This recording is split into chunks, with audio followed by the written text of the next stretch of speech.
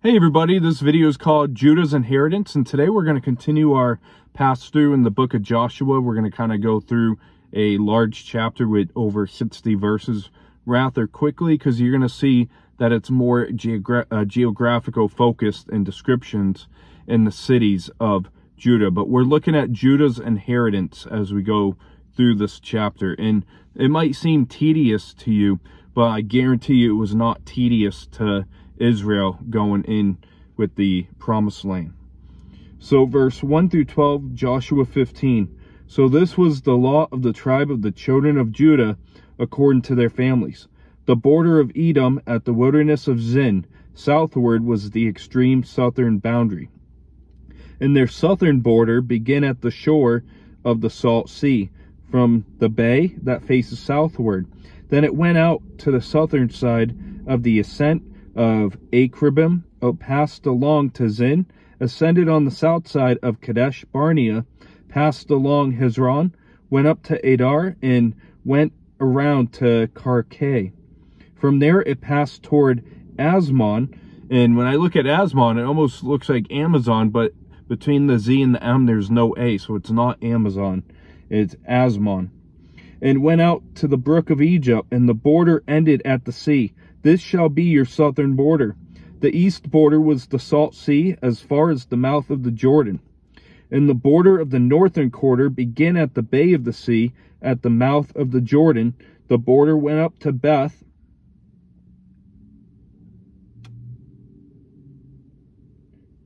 Hoglah and passed north of Beth Arabah, and the border went up to the shore, or the stone of Bohan, the son of Reuben. Then the border went up toward Debir from the valley of Acre, and it turned northward toward Gilgal, which is before the ascent of Adonam, which is on the south side of the valley. The border continued toward the waters of En Shamash and ended at the En Rogel. And the border went up by the valley of the son of Hinnom to the southern slope of the Jebusite city, which is Jerusalem. The border went up to the top of the mountain that lies before the valley of Hinnom westward, which is at the end of the valley of Rephaim northward. And the border went around from the top of the hill to the fountain of the water of Naphtoah, and extended to the cities of Mount Ephron. And the border went around to Beilah, which is Kirjath Jearim. And the border turned westward to Beilah, to Mount Seir, passed along to the side of Mount Jearim on the north, which is Chesalon, and went down to Beth Shemesh, and passed on to Timnah. And the border went out to the side of Ekron northward, and the border went around to Shikron, passed along to Mount Beilah, and extended to Jabneel, and the border ended at the sea. The western border was the coastline of the Great Sea. This is the boundary of the children of Judah all round according to their families. So we see the tribe's southern boundary ran from the lower tip of the Salt, or other known as the Dead Sea, and a sweep through the desert over to the Wadi, and the brook of Egypt along it to the Mediterranean Sea. And the Mediterranean coastline served as the western border for Judah. And all this may seem tedious to us, but it was not tedious for those who would possess the land. In verse 13 through 19, it says, Now to Caleb, the son of Zephaniah, he gave a share among the children of Judah according to the commandment of the Lord to Joshua, namely, Kirjath Arba, which is Hebron. Arba was the father of Anak. Caleb drove out the three sons of Anak from there, Sheshai, Ahiman, and Talmai, the children of Anak. Then he went up from there into the inhabitants of Debir. Formerly the name of Debir was Kirjath Sepher. And Caleb said, He who attacks Kirjath Sepher and takes it to him, I will give Akshah my daughter as wife. So Othniel, the son of Kenaz, the brother of Caleb, took it, and he gave him Akshah, his daughter, as wife. Now it was so, when she came to him, that she persuaded him to ask her father for a field. So she dismounted from her donkey, and Caleb said to her, "What do you wish?" And she answered, "Give me a blessing, since you have given me land in the south. Give me also springs of water." So he gave her the upper springs and the lower springs. And what we see in verses 13 through 19, it's a little easier to digest here. Caleb was not only a man of great boldness in deeds during driving out the children of Anak, but he was also used to encourage others to be great and to do great deeds, bold deeds. And so Caleb was an example of what should be taking place. And he did this by offering his daughter in marriage to the man who was bold enough to conquer a city to have her. And as well, Caleb's daughter imitates her father's boldness, kind of like father, like daughter, in asking for a blessing. She did not hesitate to ask him for some choice springs. And Othniel is a conqueror like Caleb. And you'll see him again as a judge, Lord willing, if we study the book of Judges next, in Judges chapter 3, verse 9 through 11. And so verse 20 through 62, which is over 2/3 of this chapter, or 2/3, give or take, it says, "So this was the inheritance of the tribe of the children of Judah according to their families. The cities at its limits of the tribe of the children of Judah toward the border of Edom in the south were Kabzeel, Eder, Jagur, Kina, Dimona, Adadah, Kadesh, Hazor, Ithnan, Ziph, Talim, Bealoth, Hazor, Hadattah." So please bear with me as I say many times when you go through some of these Old Testament names.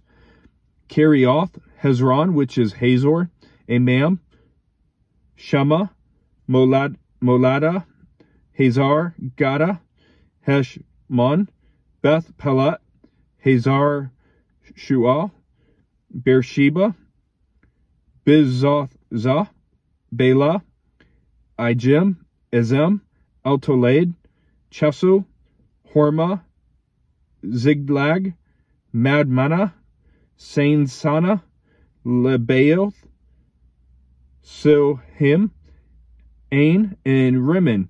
All the cities are 29 with their villages. So I just want to take a moment here from verse 32 and be like, read that really fast. It's going to be like a tongue twister because I had trouble saying these names going slow. And then verse 33, it says, "In the lowland, Eshtaol, Zorah, Ashna, Zanoah, in Ganim, Tapua, and Enam, Jarmuth, Adullam, Soko, Azekah, Sheraim, Edathaim, Gerah, and Gederothaim, 14 cities with their villages. Zenin, Hadashah, Midigal, Gad, Delin, Mizpah, Joktheel, Lachish, Bozkath, Eglon, Kaban, Lamas, Kithlesh, Gediroth, Beth Dagon, Naamah, and Makedah, 16 cities with their villages. Libnah, Ether, Ashan, Ziphtah, Ashna, Nizib, Keilah, Akzib, and Marsha. 9 cities with their villages. Ekron with its towns and villages, from Ekron to the sea, all that lay near Ashdod with their villages. Ashdod with its towns and villages.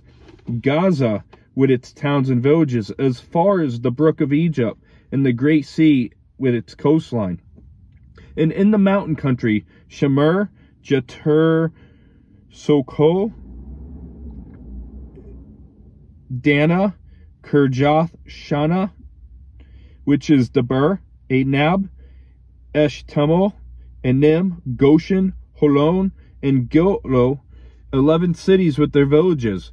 Arab, Duma, Eshan, Janam, Beth Tapua, a Aphekah, Hamtah, Kirjath Abba, which is Hebron, and Zior, 9 cities with their villages, Maon, Carmel, Ziph, Zutah, Zazrael, Jokdeam, Zanoah, Cain, Gibeah, and Timnah, 10 cities with their villages, Haul, Beth Zur, Gedor, Marath, Beth Anoth, and Atelican, 6 cities with their villages, Kirjath Baal, which is Kirjath Jearim, and Rabbah, 2 cities with their villages. In the wilderness, Beth, Arabah, Middin, Sekakah, Nibshan, the city of salt, and En-Gedi, 6 cities with their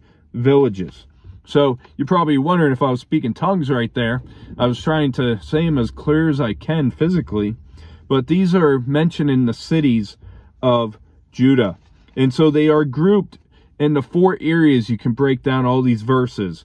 They're broken down into the south, the lowlands or foothills over near the Mediterranean.